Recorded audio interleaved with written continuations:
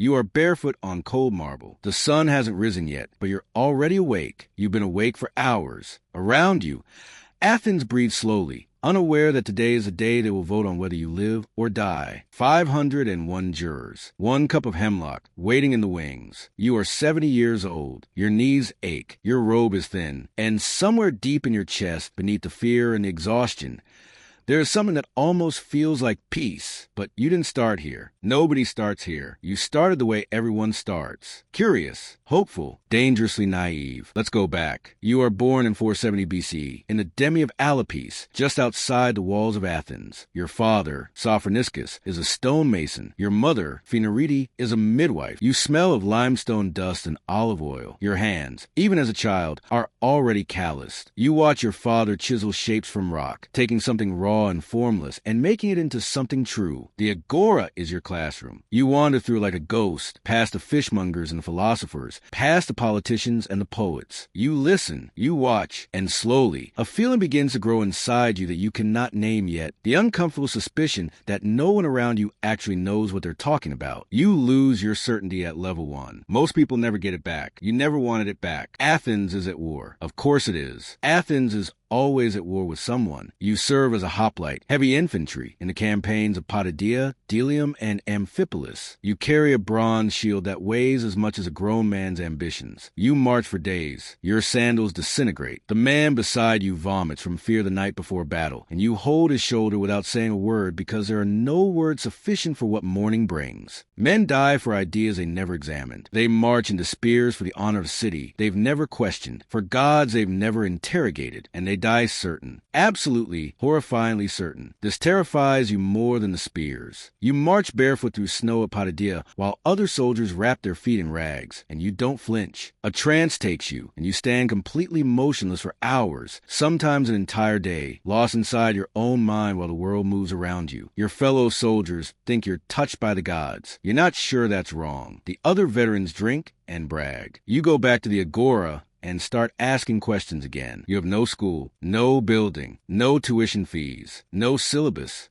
You simply talk. Every morning, you walk into the agora, the beating, chaotic heart of Athenian public life, and you find someone who seems confident, a politician, a general, a poet, a craftsman who believes himself wise. And you ask them very politely to explain themselves. What is justice? You ask the statesman. What is courage? You ask the general. What is beauty? You ask the artist, and then gently, methodically, without malice but with devastating precision, you follow their answers to their logical collapse. The young men of Athens love you for it. They gather around you like moths to a lamp. Plato is one of them, 17 years old, aristocratic, brilliant, watching you with those sharp eyes that miss nothing. Xenophon, Alcibiades, they follow you through the streets, laughing when the mighty are made to look foolish. The mighty notice. Your wife, Xantippe, waits for you at home with dinner gone cold and children who barely know your face. She is sharp-tongued and exhausted, and history will not be kind to her. But the truth is simpler. She is married to a man who is in love with something she cannot compete with, not another woman, something worse, an idea. You lose your marriage, not legally, but spiritually,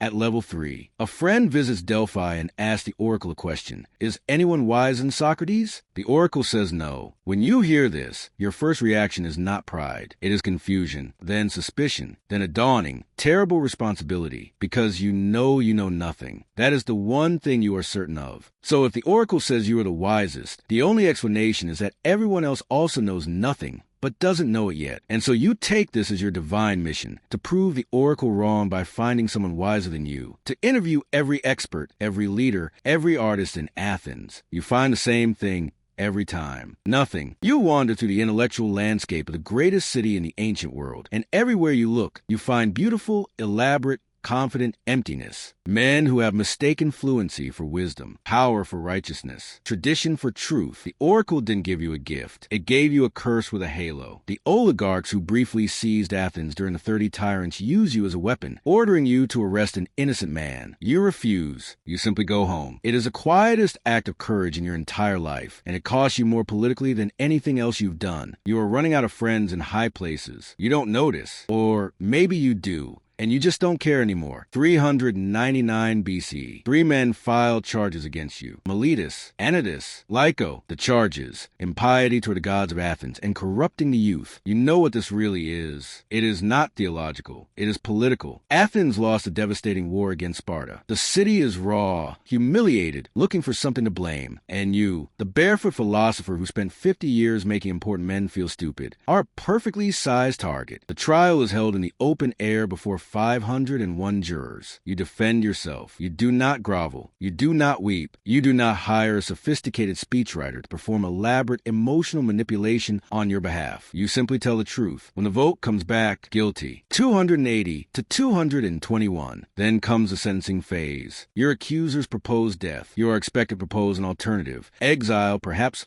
or fine, anything to survive. Instead, you suggest the state reward you with free meals for life, as they give to Olympic champions. The jury is not amused. The final vote is 360 to 141. You die by a wider margin than you were convicted. Your friends come to prison in the early hours before dawn. They have bribed the guard. There is a ship. There is a plan. You can be in Thessaly by nightfall. You can live. You refuse, not from arrogance, not from a death wish, but because you have spent 70 years arguing that the unexamined life is not worth living. And a flee now would be to admit that your actual life was worth more than your philosophy, that you were performing wisdom rather than living it. You cannot do that. You will not. The cup arrives. Hemlock, it's cold in your hands. Your friends are weeping. Crito, your oldest companion, cannot speak. Plato, who will later say he was sick that day and could not attend, will spend the next 40 years trying to make sense of this moment in every dialogue he ever writes. You drink. You lie down. The coldness rises from your feet. You tell Crito, we owe a rooster to Asclepius. Don't forget to pay the debt. A rooster to the god of healing, because death you believed was a cure. The final healing from the long fever of mortal confusion. Then you are gone. The dark loop, closing monologue. But here is what they didn't tell you at the beginning of this story. Even as your lips went cold, somewhere across the city, in a wealthy home near the Acropolis, or crouched in the back of a workshop, or wandering shoeless through the agora, a child was already watching, already asking questions no one wanted to answer, already making adults uncomfortable with the thing behind their eyes, already dangerous. The city will eventually build statues to you. They always build statues. It's cheaper than listening. And that child, that new Socrates, that new gadfly, will climb the same levels you climbed, will lose the same things you lost, will stand one day before 501 people who are afraid of what they cannot understand. The cup will be cold. The feet will go numb. And wisdom, as always, will cost exactly everything. Some debts are never paid. They're just inherited.